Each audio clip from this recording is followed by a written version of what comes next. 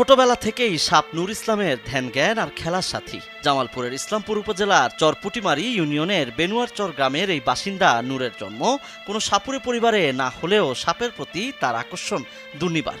বিষধর সাপ ধরতে তার ডাক আসে দূর দূরান্ত থেকে। কোথাও কেউ সাপের সন্ধান দিলে তিনি সেগুলো ধরে এনে বাড়িতে এনে পোষেন।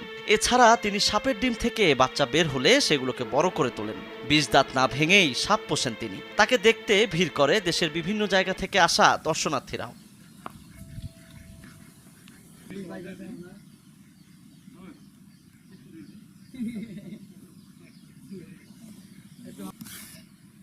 আমার বয়স যখন 7 বছর, তখন ওই বয়স থেকে আমি স্বপ্নে দেখি, ঘুমের ভিতরে স্বপ্নে দেখি।